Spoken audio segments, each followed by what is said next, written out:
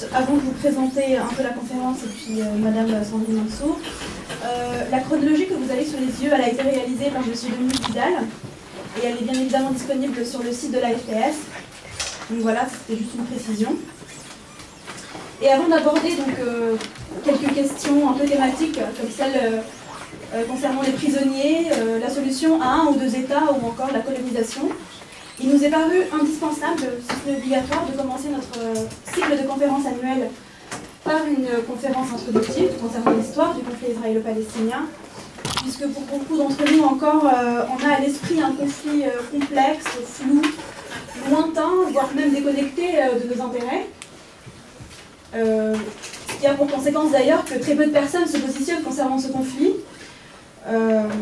voire même n'osent pas prendre la parole par ce manque de connaissances et parce qu'ils estiment ne pas avoir la légitimité pour le faire. Alors pour approfondir, connaître ou encore apprendre davantage sur l'histoire de la question palestinienne, nous avons ce soir avec nous Madame Sandrine Mansour-Mérienne, qui nous fait le plaisir de faire cette introduction historique. Merci encore pour votre venue, Madame. Alors vous êtes historienne du monde arabe et en particulier de la question palestinienne, puisque vous avez soutenu votre thèse auprès de M. Lorenz, qui est, on peut dire, le plus grand spécialiste de la question palestinienne en France. Vous êtes par ailleurs chercheur au centre de recherche en histoire internationale et atlantique à l'université de Nantes. Vous avez écrit plusieurs articles sur la question et vous venez de publier un livre qui s'intitule « L'histoire occultée des Palestiniens entre 1947 et 1953 », dans lequel vous placez, je parle sous votre contrôle, la Nakba au cœur des revendications palestiniennes et au cœur du conflit israélo-palestinien. Voilà. Donc ce soir, vous allez bien évidemment nous parler de cette histoire occultée, depuis la fin du XIXe siècle et donc le début du sionisme jusqu'à aujourd'hui, en passant bien évidemment en revue les dates clés du conflit que vous avez évidemment sous vos yeux dans la chronologie. Donc, vous avez une heure pour le faire. Et Jeanne, où est Jeanne ? Là.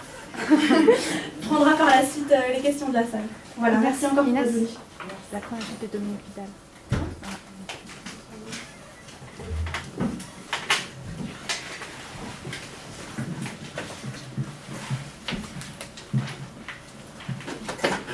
Bonsoir, merci de cet accueil et puis merci aussi d'ouvrir le bal avec moi. Je vais essayer, donc c'est le challenge de faire pratiquement 100 ans d'histoire en une heure, mais bon, je vais en même temps vous amener dans ce voyage un petit peu historique, qui est d'autant plus important que cette histoire, effectivement, comme vous venez de le dire, est souvent méconnue, même par les gens qui ont l'impression de la connaître, et on continue parce que l'histoire, c'est toujours quelque chose qu'on doit continuer à écrire. Et on a la grande chance, c'est que les archives diplomatiques des différents États s'ouvrent au fur et à mesure. D'abord, il y a eu celle de l'État d'Israël, il y a les archives diplomatiques françaises, il y a les archives américaines, les archives anglaises. Et en fait, ça nous permet petit à petit de reconstituer avec précision ce qui s'est réellement passé. Et puis en même temps, c'est important aussi de reparler régulièrement de cette histoire parce que jusqu'à très récemment, en fait, il n'y a eu qu'une seule version de cette histoire, c'était la version officielle que l'État d'Israël donnait, qui justifiait son projet sioniste et son emprise territoriale, version qui a été reprise par beaucoup de pays occidentaux parce que ça permettait également de déculpabiliser par rapport à la responsabilité qu'ont eu les Européens, notamment par rapport au génocide des Juifs pendant la Seconde Guerre mondiale. Et donc on avait un déni total de cette histoire-là, quelque part, un déni de parole aussi aux Palestiniens. C'est aussi ce que j'ai aussi, que j'amène régulièrement dans mes travaux, c'est de redonner la parole aux historiens palestiniens de la même manière qu'on a donné la parole aux historiens, ce qu'on appelait les nouveaux historiens israéliens. Alors c'est vrai que dans les manuels scolaires, jusqu'à très récemment, on faisait partir le conflit à partir de 1948, puisque ça correspondait à la date de création de l'État d'Israël, et donc la première guerre israélo-arabe. Et donc voilà, il y a eu une guerre, les conséquences de la guerre, une population s'est retrouvée exilée pour différentes raisons. La principale étant la principale évoquée par Israël, c'était de dire que les États arabes avaient appelé à leur départ. En réalité, le conflit est bien antérieur, puisque c'est un véritable projet idéologique bien réfléchi en amont, qui a été créé au XIXe siècle, le projet sioniste, et qui, dès le départ, a tout à fait conscience de ce qui se passe sur le terrain, connaît les enjeux, connaît le fait que la population locale est importante et que la population locale a un rapport à la terre qui est très important puisque c'est une population à majorité agricole et que d'autre part, cette population ne se laissera pas faire. Et donc ça, on le sait aujourd'hui par ces archives qui se sont ouvertes. Et donc quand à la fin du 19e siècle, le mouvement sioniste décide de se créer, alors au départ c'est un mouvement tout à fait minoritaire, il faut le rappeler, parce qu'à l'époque il y avait quand même le Bund qui était beaucoup plus important et plus effectif au niveau des Juifs, mais c'est un mouvement en même temps qui a une vision entre guillemets futuriste. Il s'inscrit tout à fait dans la vision des mouvements européens nationalistes et coloniaux de l'époque, c'est-à-dire l'idée de se rassembler autour d'un projet national, mais aussi avec une dominante coloniale. C'est ce qu'on voit apparaître notamment en France et en Angleterre. Et en fait, le mouvement sioniste est tout à fait lié à cette idée-là. Donc au départ, ils n'ont pas comme projet la Palestine. Ce qu'ils veulent, c'est proposer un terrain qui permette à la population juive de se regrouper. Donc il va y avoir plusieurs projets qui vont être proposés. Il y a l'Argentine, il y a l'Ouganda. Alors en Argentine, par exemple, il y a eu des études faites par le mouvement sioniste. Ils vont sur place, ils font des études économiques, ils font aussi des études agricoles pour savoir quelle est la faisabilité. Ils se rendent compte que l'Argentine est tout à fait jouable. Il y a également l'Ouganda.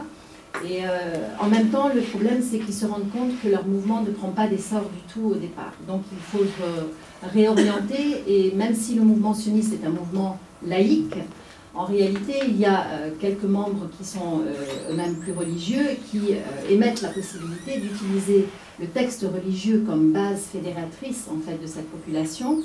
Parce qu'à cette époque-là, finalement, les Juifs se sentent d'abord celui qui est en Allemagne, juif allemand, celui qui est en Pologne, juif polonais. Et donc, c'est d'abord leur nationalité qui prime plutôt que leur religion. Et c'est d'ailleurs très intéressant parce qu'il y a des textes qu'on retrouve dans les archives de sionistes notamment, où les sionistes se rendent compte qu'il y a un gros problème en plus, c'est que c'est une période où le judaïsme est plutôt même un peu en perte de vitesse, c'est-à-dire que les juifs ne sont plus si pratiquants que ça. Ils évoquent le fait que finalement il y en a beaucoup qui travaillent le jour du Shabbat, ils se mélangent au niveau des mariages, il y a des mariages mixtes, donc on n'est vraiment pas dans une période où il y a un judaïsme pur et dur et qui rassemblerait tout le monde. Donc c'est là qu'ils proposent la Palestine, et la Palestine leur permet également d'avoir un soutien très important, celui de l'Angleterre, puisque nous sommes à la période où nous sommes à l'Empire ottoman qui est en pleine déliquescence. Donc le partage est vraiment à l'ordre des questions, et dans ce temps-là, le mouvement sioniste va intervenir pour demander la possibilité d'installer son projet en Palestine. C'est comme ça qu'il s'élabore. Mais en même temps, ce n'est pas pour ça non plus qu'il va fonctionner au départ. Il va y avoir un autre élément important qui va permettre le développement. C'était le fait qu'en 1924, les Américains décident de fermer leurs frontières à l'immigration jusqu'en 1948, notamment parce que l'immigration qui arrive, c'est une immigration très à gauche, très rouge, et que les Juifs, en général, étaient tout à fait communistes et arrivaient donc avec des idées qui ne leur plaisaient pas trop. Donc il y a deux axes qui se mettent en place. D'abord l'installation de colonies au début, donc des kibbutz, on va dire, qui arrivent en Palestine avec des financements notamment par la famille Rothschild, et il y a d'autres grands projets, Rutenberg, qui veulent s'installer sur place, mais au départ ce sont des projets qui ne sont pas très importants. Et puis le deuxième axe, c'est un travail de ce qu'on appellerait aujourd'hui de lobbying, puisqu'on commence déjà à le voir apparaître. Les sionistes vont parcourir l'Europe et le monde entier pour s'acquérir en fait les soutiens, et puis aussi pour entraîner les Juifs à poursuivre ce projet-là auprès d'eux. Quand en 1917, Lord Balfour déclare la possibilité pour les Juifs de créer un home national juif en Palestine, en réalité lui-même n'est pas un pro-sioniste, il est même plutôt antisémite, mais il adhère au projet parce qu'on est aussi dans l'état d'esprit que finalement si les Juifs partent, c'est aussi les Juifs en moins, donc ça correspond à l'idée de se débarrasser des Juifs en Europe. Et donc il joue le jeu, et en réalité lui ne sera que le porte-parole, puisque le texte a été écrit par les sionistes eux-mêmes, ils l'ont élaboré en amont, et donc il se fait le porte-parole au nom du gouvernement de Sa Majesté, ce gouvernement a décidé avec les Français de se partager l'Empire ottoman. Donc c'est une grande zone d'influence qui se constitue. Et puis en même temps, on est dans une grande zone d'influence, non pas pour établir des frontières par rapport à des futurs États-nations qu'on voudrait voir apparaître, et ça c'est important à avoir à l'esprit, parce qu'en réalité, on pouvait penser que leur projet annoncé de dire on va donner l'autonomie à ces pays que l'on constitue, qui se détachent de cet empire ottoman, en réalité c'est aussi le partage d'un grand gâteau économique, puisqu'il y a beaucoup de biens qui les intéressent. Et donc les ressources qui existent sur place sont aussi dans le premier chef. On est sur un projet capitaliste, et ça c'est aussi quelque chose qu'il va avoir en tête, puisque en 1924, les sionistes vont envoyer un projet aux Britanniques et aux Français. Tout à l'heure, je crois que j'ai mis la carte sur les photos, et dans lequel ils réclament en fait non seulement la Palestine, ils réclament le Liban, ils réclament la Syrie, ils réclament la Transjordanie, ils réclament une partie de l'Arabie Saoudite et la moitié du Sinaï. Et donc derrière les revendications sionistes, à chaque fois que le pays est mentionné qu'il réclame, derrière il y a aussi, en disant au Liban il y a le fer et telle autre denrée, en Transjordanie il y a le phosphate, donc on a une conscience très aiguë à l'époque des ressources disponibles. Donc il y a toujours ces paramètres qui se suivent, donc la possibilité d'un développement économique et de prendre les ressources. Alors que font les Anglais et les Français face à ce développement? Alors les Britanniques bien sûr sont favorables. En même temps, les Français au départ sont tout à fait favorables à cette expansion sioniste et petit à petit, ils se rendent compte que les sionistes vont acheter des terres, pas seulement en Palestine, en fait minoritairement en Palestine. Ils vont en acheter énormément au Liban, ils en achètent aussi en Syrie. Et puis les sionistes vont plus en avant et proposent déjà de faire un très gros projet de colonisation au nord de la Syrie, dans ce qu'on appelle le Sandjak d'Alexandrette. Alors c'est peut-être quelque chose qui vous parle, parce qu'avec ce qui se passe en Syrie aujourd'hui, on l'a réévoqué. Donc au moment du partage et du découpage de l'Empire ottoman, il y avait une zone nord de la Syrie que la France a décidé d'autonomiser, puisque la Turquie en fait voulait récupérer cette zone-là, malgré le fait qu'elle n'était pas à majorité turque. Et donc il y a des tractations avec les Français, et notamment au début des années 30, pour que cette zone, cette région, soit rattachée à la Turquie. Et donc les sionistes, eux, élaborent, et en particulier c'était les sionistes français, ils élaborent un projet très poussé. Ils proposent que 10 000 juifs polonais viennent. Ils ont fait une étude complète de terrain pour savoir comment s'installer, développer une énorme économie qui serait en fait un modèle du genre, et installer une très grande base là qui leur permettrait après de rayonner sur l'ensemble de la région, et puis bien sûr après de compléter avec la Palestine et le Liban. Donc on voit que le projet il est beaucoup plus grand que la simple région palestinienne. Mais les Palestiniens, dès le début, se rendent compte qu'il y a quelque chose qui se passe. Ils savent aussi qu'ils ne sont pas écoutés. Les premières lettres que l'on a, c'est la fin du 19e siècle, où vous avez des grandes familles palestiniennes qui interviennent auprès du pouvoir ottoman, du sultan, en disant « nous avons entendu parler de ce projet ». On a même la lettre de Herzl qui répond à la famille Heldi de Jérusalem, et qui rassure le sultan en disant il s'agit d'un projet de coopération, de collaboration. Nous ne voulons pas supplanter la population, mais nous venons apporter de la modernité et de l'économie. Je vous dis toujours cette dynamique économique derrière, et de la modernité, bien sûr, puisque le maître mot de la colonisation, c'est l'idée de civiliser, de moderniser ces contrées considérées comme barbares. Alors ils ont un peu la partie facile, puisque les Français et les Anglais qui arrivent sur place détermine aussi que finalement tout ça ce sont des Arabes et on ne fait pas trop de différence. C'est d'ailleurs beaucoup plus simple de ne pas en faire parce que ça permet d'asseoir les projets coloniaux. Et donc les sionistes vont se saisir justement des techniques et des dynamiques coloniales pour pouvoir avancer et notamment ne pas faire entendre les différentes voix qui s'élèvent, et notamment les voix palestiniennes qui vont participer aux différents congrès, congrès de la paix, et qui vont intervenir dans les chancelleries, mais malheureusement, ils ne sont jamais entendus. Pourtant, oralement, les Anglais ont promis aux Palestiniens leur indépendance, de la même manière qu'ils promettent aux Libanais une indépendance future, ils promettent aux Syriens aussi une indépendance future, mais le seul mandat sur lequel il va y avoir une véritable différence, c'est le mandat sur la Palestine, puisque au contraire des autres mandats où il est vraiment bien explicite qu'il y aura une indépendance pour la population locale, le mandat sur la Palestine ne fait référence qu'au projet de la déclaration de Balfour. Bien sûr, il est dit qu'il ne faudra pas faire que ce ne soit pas contraire au bien de la population locale, mais en réalité, c'est la déclaration de Balfour qui prime et on ne parle pas du désir, en tout cas, de la population locale. Alors, comment ça se passe sur le terrain?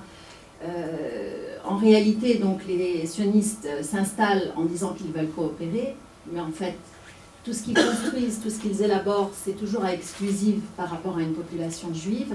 Les entreprises qui sont créées, ou bien les magasins qui sont rachetés, les employés sont systématiquement des juifs et on n'emploie pas de chrétiens ni de musulmans. Donc les Palestiniens se rendent bien compte qu'il y a une différence entre le discours et la réalité.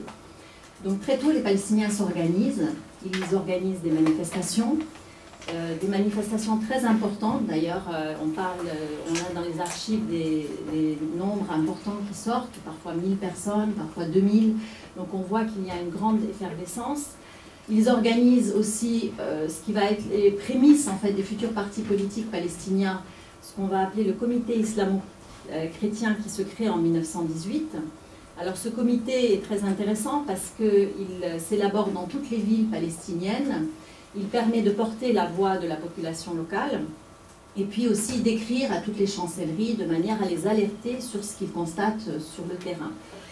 En 1925, Lord Balfour vient pour la première fois en Palestine. Il n'a jamais été là-bas avant d'avoir fait sa déclaration. Il ne rencontrera jamais d'ailleurs de Palestiniens. Donc on voit bien qu'il y a deux différentes sphères qui se font. Donc celle du mouvement sioniste avec la mise en place petit à petit des structures qui vont leur permettre finalement d'installer leur projet. Et puis d'un autre côté, les négociations entre le mandat, donc les Britanniques et les Palestiniens, mais qui, eux, veulent contenter les Palestiniens juste à la gestion, on va dire, de leur pays, tout en leur promettant, bien sûr, toujours cette autonomie, mais que de manière orale. En 1924, les sionistes font venir d'ailleurs un très grand professeur, Elwood Mead, qui vient des États-Unis. C'est un spécialiste de toutes les questions hydrauliques, hydrologiques, aussi toutes les questions d'agriculture. Il fait une analyse complète de la situation en Palestine, il répertorie toutes les sources d'agriculture, il répertorie surtout, et c'est ce qui est très important jusqu'à aujourd'hui, les nappes phréatiques, les cours d'eau, et aussi quels vont être les besoins d'une population développée sur place. Et ce projet qui est aujourd'hui ouvert dans les archives va servir en fait plus tard de ligne pour la construction du futur État d'Israël, comme on va le voir. Ils mettent en place aussi, petit à petit, notamment dans les années 30, va y avoir la création de milices. Alors il y a la première qui est la Haganah, qui est constituée en 1920, qui a pour rôle au départ de protéger les colonies qui s'installent au fur et à mesure. Mais après, il va y en avoir deux autres qui vont être beaucoup plus virulentes, le Stern et l'Irgun, qui vont avoir comme fonction pas seulement de protéger les colonies, mais aussi d'avoir une politique future plutôt agressif, parce qu'au fur et à mesure des années 30, ils se rendent compte que les Anglais ne vont pas forcément toujours les soutenir, d'une part, et d'autre part, la population palestinienne réagit très fortement. Et elle refuse aussi de vendre les terres. Et ça fait partie des premiers constats qu'ils font, c'est qu'autant au Liban, ils arrivent à acheter énormément de terres. Ça, c'est un dossier que j'ai découvert récemment et sur lequel je vais sortir prochainement un travail, puisque je n'avais pas imaginé à quel point au Liban il y avait eu des achats par les sionistes, achats facilités par le fait que finalement, quel que soit le bord politique au Liban, toutes les grandes familles en fait ont financé notamment leurs élections comme ça. Donc que ce soit les chiites au sud qui ont aussi beaucoup vendu, la famille El-Assad qui a énormément vendu, mais aussi les chrétiens, les maronites. Vous avez vraiment toutes les sphères politiques qui ont beaucoup, la famille Riyad El-Solh a travaillé dès le début avec le mouvement sioniste. Donc on voit aussi quelles sont les problématiques de chaque pays. Finalement, le projet sur le Sancak d'Alexandrette est refusé par les Français, parce qu'à un moment donné, la Turquie dit aux Français, écoutez, si vous cédez le Sancak aux sionistes, nous on ne rentre pas en guerre de votre côté. Et donc, se pose cette question-là au moment de l'entrée en guerre dans la Deuxième Guerre mondiale. Et les Français font machine arrière par rapport à ce projet-là. Et c'est comme ça qu'il sera rétrocédé à la Turquie. Quant au Liban, la France essaye de limiter la vente. Elle se rend compte que si elle laisse trop faire, c'est elle-même qui sera lésée et que son pouvoir, notamment vis-à-vis des Maronites, sera amoindri. Et finalement, elle va émettre des règles, des lois pour empêcher la vente à des étrangers. Mais les sionistes vont utiliser notamment des Libanais, des avocats, comme un petit peu porte-achat, entre guillemets, et ils vont continuer leurs achats jusque dans les années 40, jusqu'à la fin des années 40. En ce qui concerne la Palestine, donc, comme je vous ai dit, les Palestiniens s'inquiètent, ils interviennent, donc ils font des manifestations, ils écrivent. Les femmes aussi s'organisent, et ça je tiens à le souligner parce que c'est mon côté féministe un petit peu, mais c'est vrai que c'est intéressant de voir que les femmes très tôt s'organisent aussi sur deux volets, à la fois le volet nationaliste, puisqu'elles réclament la même chose que les hommes, à savoir une Palestine indépendante, mais également sur les droits des femmes eux-mêmes, et ça c'est intéressant parce que la Palestine a été assez avant-garde sur cette question, en tout cas les femmes en Palestine, rejointes très rapidement d'ailleurs après par les femmes au Liban et en Syrie. Donc ils font des manifestations, ils écrivent et puis ils lancent aussi un sujet qui est revenu à la mode aujourd'hui, c'est la question du boycott.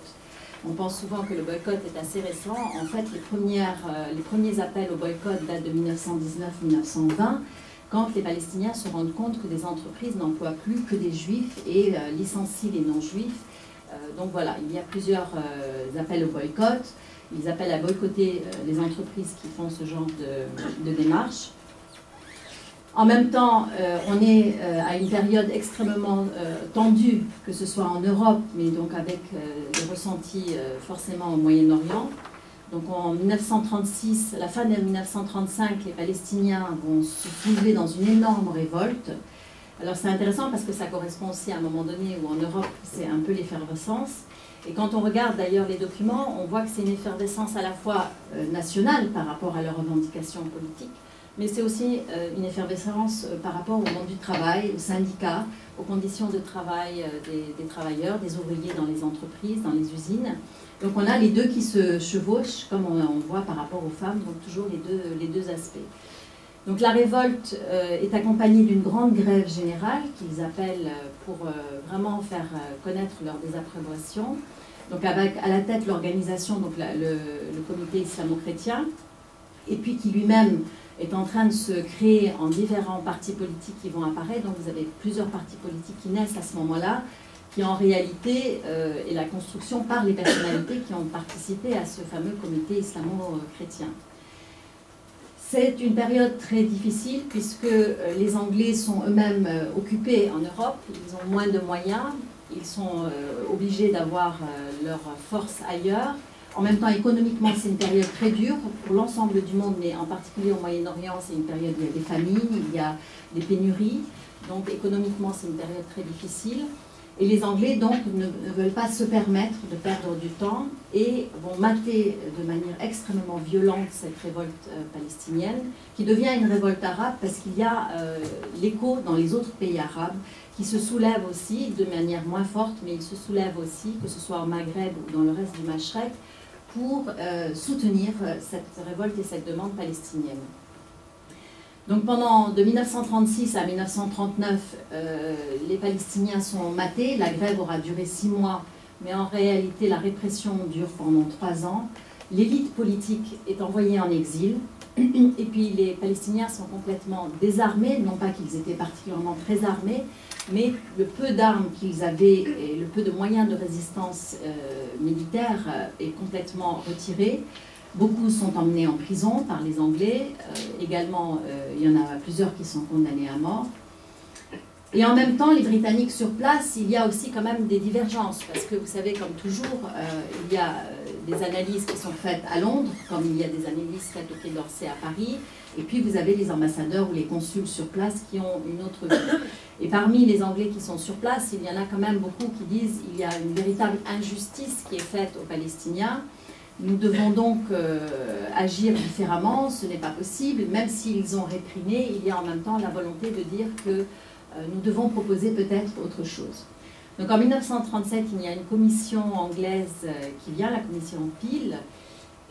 C'est une commission qui est censée venir trouver une solution à la situation qui s'est aggravée et en plus au moment de la Deuxième Guerre mondiale, la tension est extrême.